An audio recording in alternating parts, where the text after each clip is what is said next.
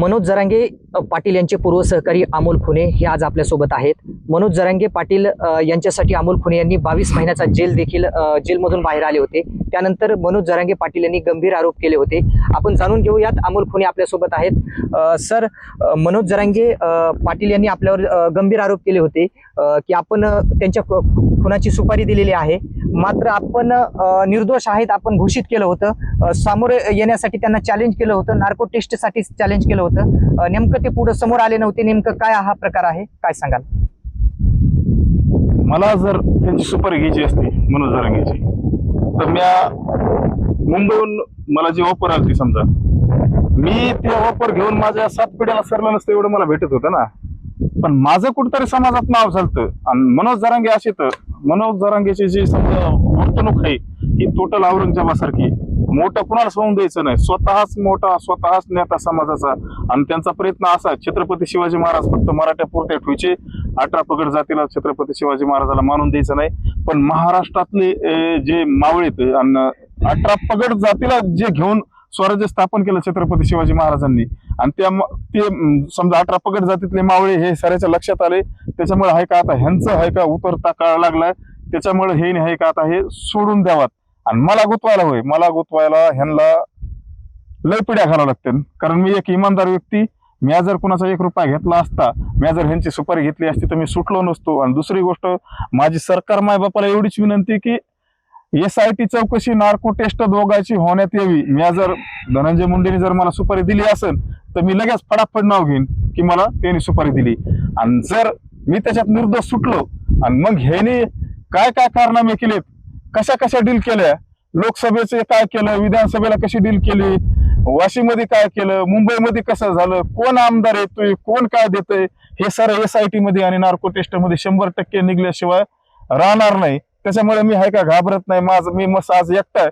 पण तुम्हाला मी एवढंच सांगतो, ज्याची संघर्ष काय म्हणतात ना, ते ज्याच्या नशीब संघर्ष आहे का आयऱ्या नशिबात नसतोय. ज्याची पेलण्याची ताकद आहे त्यालाच निसर्ग संघर्ष देतोय. आणि ही माझी पेलण्याची ताकद आहे, म्हणून मला निसर्गाने हे संघर्ष दिलाय. आपण सांगितलं की मी कधी मॅनेज झालो नाही, मला मुंबईतून खूप मोठी ऑफर होती. नेमकी काय ऑफर होती, कशी होती, काय सांगाल? अहो, मला 5-7 कोटी रुपये भेटत होते. गावात सरच श्रीमंत राहिलो असतो. मी ते पात नाही केलं, म्हणलं जाऊन त्या समाजाचं कुठंतरी होते यार. पण यांच्याच एवढ्या मोठ्याला दिलं तर हे गंगाधर काळकुटे हे काय नव्हतं राव त्या गंगाकड. ते जनावर सांभाळत होता तिकडं मांजर सुगेच्या घाटावर. आज त्याच्याकडे आलं कुठं फॉर्च्युनर आणि इंडेवर हे असल्या गाड्या कुठून आल्या. तो खायला नव्हतं आता एक काळ. त्याने काय केलं, एवढा पनवती माणूस आहे तो. पहिल्या वेळेस अण्णासाहेब जावळेचं काम केलं त्याने, तिथं बी भरपूर माल छापला. पण तो आहे का त्याच्या नावातच काळकुटे. पण मी बाकीच्या काळकुटेला नाही दोष देत. पण हे सर आतून काळा वरून काळा, ह्याचा आडनाव बी काळ. त्याच्यामुळे ह्याने काय केलं, पहिल्या वेळेस आमचे अण्णासाहेब जावळे पाटील त्यांच्याकडे गेला, त्यांचं बी ते बी संपले. आणि दुसऱ्या वेळेस भैयूजी महाराजाकडे गेला, त्यांचं बी अस्तित्व ह्याने संपलंच. धनंजय मुंडे साहेबाकडे गेला, त्यांचं बी अस्तित्व संपलं. म्हणजे ही पनवती. आणि आता ही पनवती कुठं आली, मनोज जरांगेकडे.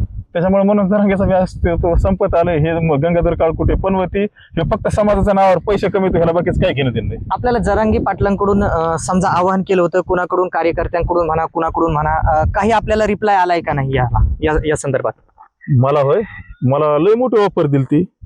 आता रिप्लाय आलाय का आपल्याला? रिप्लाय त्यांच्याकडून रिप्लाय पैसे घेऊन आलते माझ्याकडे 2 कोटी रुपये. गाडी तर बघितलं मी त्या डिगीमध्ये पैसे. पण मी त्या पैशाला हात लावला नाही. मला माहित होतं 100% मला हे गुती केलं, हे पैसे आपल्या काही कामाचे नाहीत.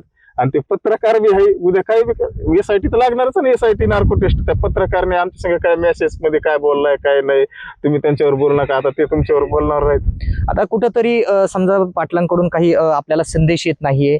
तुम्ही सांगताय मी कोणत्याही प्रकारला सामोरे जाण्यासाठी तयार आहे.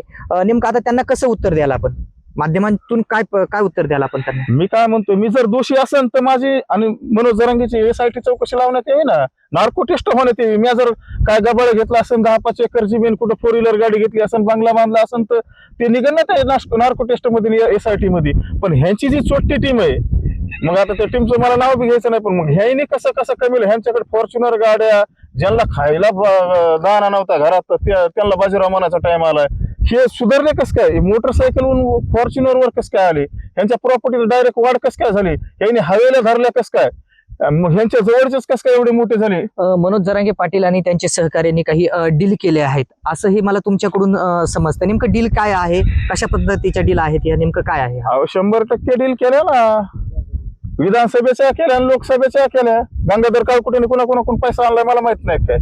गंगाधर काळकुटेला मग चॅलेंज आहे, तो जेवढ्या आमदार खासदाराकडून पैसे आणलेत ना, आणि चल होऊन दे, तुला काय माझ्यावर गुन्हे करायचे तेवढं कम्प्लीट करायचं कर, मी डायरेक्ट तुझं नाव घेतो. माझी सरकार मायबापाला एवढीच चॅलेंज आहे. आमची SIT ह्या टीमची आणि माझी SIT चौकशी आणि नार्को टेस्ट होण्यात यावी. मी जर त्याच्यात दोषी ठरलो तर मला जी शिक्षा सरकार देईन ती भोगायला मी तयार आहे ना. अशा प्रकारे हे आपल्यासोबत होते मनोज जरांगे पाटील यांचे पूर्व सहकारी अमोल खुने आहेत. तर ते म्हणाले की माझ्यावर ज्या पद्धतीने मी खुनाच्या सुपाऱ्या घेतल्या हे सर्व आरोप खोटे आहेत आणि मी कोणत्याही गोष्टीला सामोरे जाण्यासाठी तयार आहे. माझी नार्को टेस्ट करा, जरांगे पाटलांचीही नार्को टेस्ट करा, मी कोणत्याही स्टेपला जाण्यासाठी तयार असल्याचे अमोल खुने यांनी सांगितले आहे. Sunil Jadhav, uncut news, Beed.